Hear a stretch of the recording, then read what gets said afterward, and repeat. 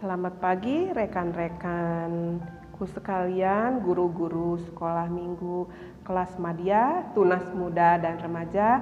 Selamat pagi juga untuk anak-anakku sekalian. Pada hari ini kita berjumpa kembali dalam sekolah minggu secara online.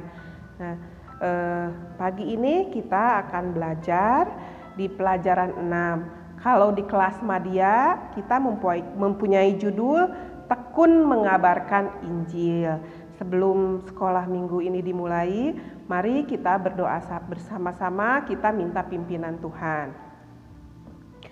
Tuhan Yesus, terima kasih Tuhan kalau pada kesempatan pagi ini Engkau masih memberikan kepada kami Tuhan untuk kami boleh melakukan sekolah minggu.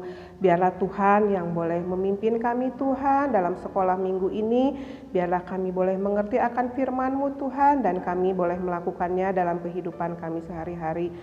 Kami juga mengucap syukur Tuhan untuk setiap berkat yang Tuhan sudah berikan kepada kami semua ya Bapa. Terima kasih Allah Bapa, terima kasih Tuhan Yesus. Hanya di dalam nama Tuhan kami Yesus Kristus kami naikkan doa ini. Haleluya, amin. Nah, dalam pelajaran minggu ini yang seperti yang tadi Ibu bilang, tekun mengabarkan Injil. Jadi dari minggu kemarin juga kita masih berbicara tentang pengabaran Injil. Kalau minggu kemarin berbicara tentang kerjasama dalam mengajarkan Injil, sekarang tentang tekun mengabarkan Injil. Nah, Injil itu sendiri kadang-kadang kita mendengar kata Injil. Nah, apa Injil itu sendiri artinya? Dalam bahasa Yunani, Injil ini disebut juga dengan Evangelion. Dalam bahasa Inggris disebut Gospel, yang artinya adalah kabar baik. Nah, dalam kitab Perjanjian Baru di 4 pertama itu ada kita mengenal Matius, Markus, Lukas, dan Yohanes. Nah, dalam keempat kitab ini bisa orang-orang menyebut ini Injil katanya. Kenapa yang keempat itu sering disebut Injil?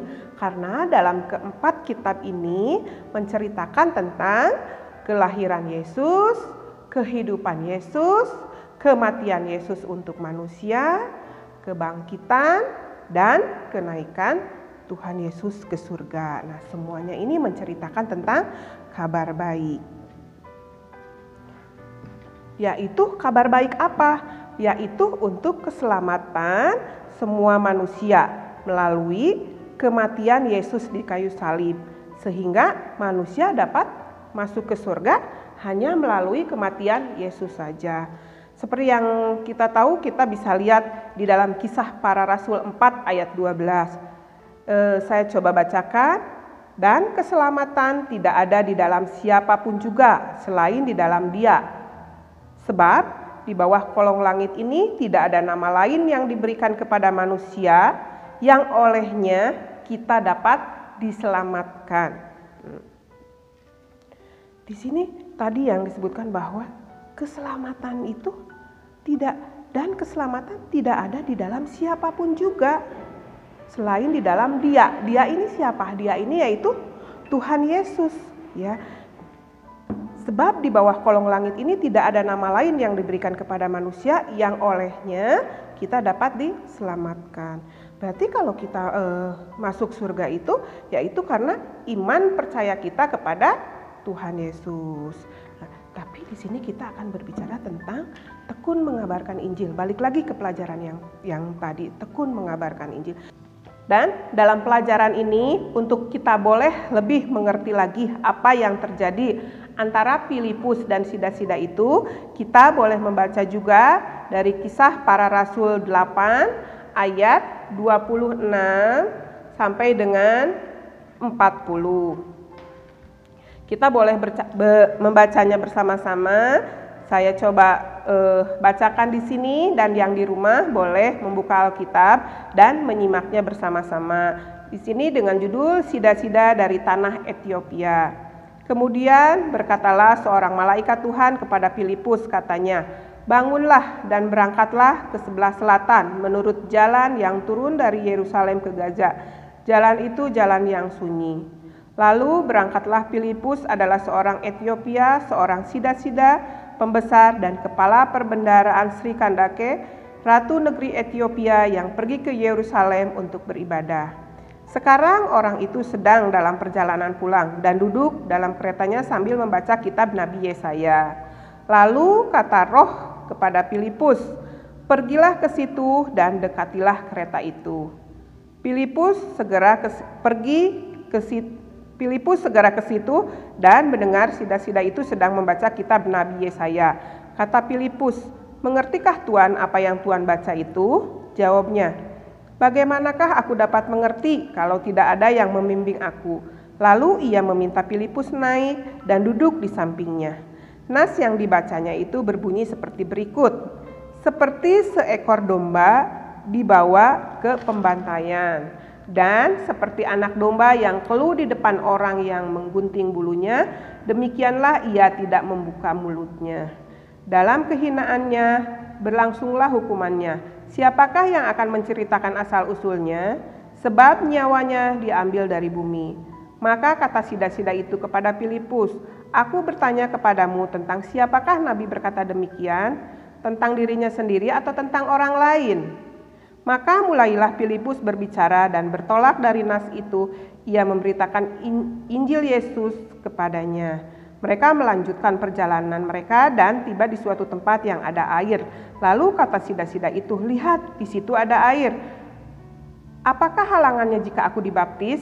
Sahut Filipus, "Jika Tuhan percaya dengan segenap hati, boleh," jawabnya. "Aku percaya bahwa Yesus Kristus itu adalah Anak Allah." Lalu orang Ethiopia itu menyuruh menghentikan kereta itu dan keduanya turun ke dalam air, baik Filipus maupun sida-sida itu, dan Filipus membaptis dia. Dan setelah mereka keluar dari air, Roh Tuhan tiba-tiba melarikan Filipus dan sida-sida itu tidak melihatnya lagi. Ia meneruskan perjalanannya dengan sukacita. Tetapi ternyata Filipus ada di Asdod.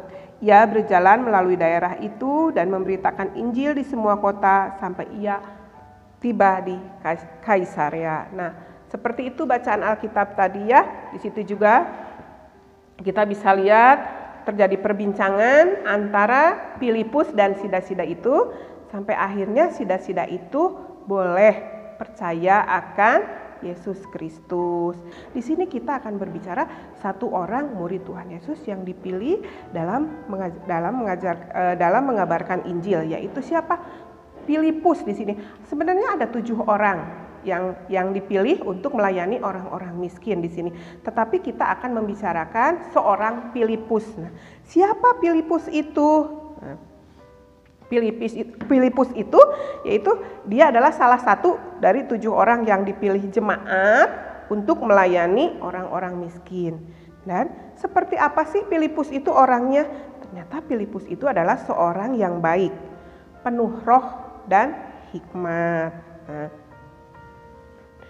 pada saat itu ada seseorang yang sedang melakukan perjalanan. Dia melakukan perjalanan menuju ke rumahnya setelah selesai dari Yerusalem. Siapa orang ini? Nah, kita akan bahas di sini. Filipus, kita balik lagi ke Filipus. Filipus waktu itu diperintahkan Tuhan melalui malaikatnya. Apa yang Tuhan bilang?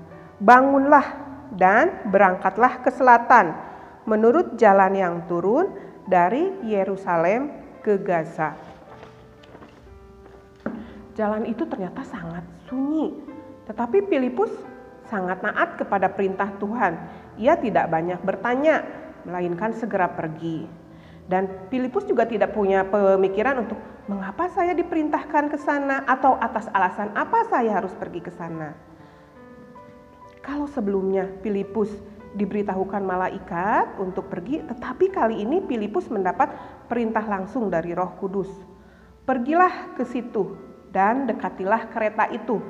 Nah, tadi kan ada seseorang yang sedang melakukan perjalanan menuju ke rumahnya pulang dari Yerusalem. Nah, ternyata Filipus itu diperintahkan Tuhan untuk mendekati orang tersebut. Setelah Filipus mendekatinya, ternyata orang tersebut sedang membaca kitab suci. Yang dia baca yaitu dari Yesaya. Dari Yesaya yang dia baca ya. Lalu Filipus bertanya kepada orang itu, "Tuhan, apakah Tuhan mengerti apa yang Tuhan baca?" Ternyata orang tersebut dia tidak mengerti yang dia baca. Lalu orang tersebut mengajak Filipus untuk naik ke keretanya dan mereka akhirnya duduk bersama di kereta. Mereka melakukan perbincangan dan orang tersebut bertanya, dia penasaran apa yang disebut dengan seperti domba yang dibawa ke pembantaian. Dia penasaran dengan kata-kata tersebut. Apa itu domba yang dibawa ke pembantaian? Ternyata Filipus menjelaskan bahwa arti daripada seperti seekor domba yang dibawa ke pembantaian itu yaitu Yesus memikul penderitaannya bagi kita dengan sabar dan sukarela. Maksudnya Tuhan Yesus itu mau memikul. Dia jadi menderita hanya karena kita di sini. Dan kita juga bisa lihat di 1 Petrus 2 ayat 23. Seperti domba yang dibawa ke pembantaian, demikianlah Yesus mati di kayu salib untuk menebus dosa kita semua. Sebab upah dosa adalah maut, tetapi karunia Allah ialah hidup kekal dalam Kristus Yesus. Nah, kita bisa bayangkan waktu itu bahwa Filipus dan orang tersebut pasti terjadi percakapan yang lumayan panjang di dalam kereta itu. Pasti ada orang tersebut dia banyak melakukan pertanyaan kepada Filipus dan Filipus dengan hikmat Tuhan bisa memberikan penjelasan atas setiap pertanyaan orang tersebut. Dan ternyata orang tersebut itu, orang yang di dalam kereta itu, dia adalah seorang sida-sida. Dia mempunyai jabatan yang cukup penting, yaitu sebagai kepala perbendaharaan Ratu Sri Kandake di negara Ethiopia. Di sini orang Ethiopia tersebut, si sida-sida itu, dia menjadi semakin yakin dan semakin percaya akan imannya dia akan Tuhan Yesus. Dan pada saat melakukan perbincangan itu di tengah perjalanan, dia melihat sebuah sungai. Lalu si sida-sida itu dia meminta kepada Filipus untuk melakukan pembaptisan kepada dirinya. Dan Filipus bertanya lagi kepada sida-sida itu, apakah Bapak yakin untuk minta dibaptiskan, katanya. Dan sida-sida itu menjawab bahwa ya, dia percaya. Lalu Filipus pun melakukan pembaptisan kepada sida-sida itu. Dalam pelajaran ini kita dapat menyimpulkan bahwa seperti kita meneladani Filipus, kita juga sebagai murid Tuhan Yesus, kita harus meyakini bahwa kita juga dapat dipakai Tuhan untuk memberitakan Injil. Kita bisa mempertobatkan dan menumbuhkan iman orang lain. Tapi tentunya dengan sikap hidup kita yang memancarkan keteladanan Tuhan Yesus. Nah, anak-anakku sekalian, kalau di dalam kelas Madya pada minggu ini kita ada satu ayat hafalan, yaitu dari Roma 1 ayat 16. Bunyinya seperti ini. Sebab aku mempunyai keyakinan yang kokoh dalam Injil, karena Injil adalah kekuatan Allah yang menyelamatkan setiap orang yang percaya. Pertama-tama orang Yahudi, tetapi juga orang Yunani. Jadi mari kita bersama-sama, kita tetap punya semangat dan tekun untuk mengabarkan Injil. Tentunya dengan bagian kita masing-masing, dengan anak-anak dengan bagiannya anak-anak seperti apa mengabarkan Injilnya, seperti pelajaran yang lalu-lalu yang sudah kita baca.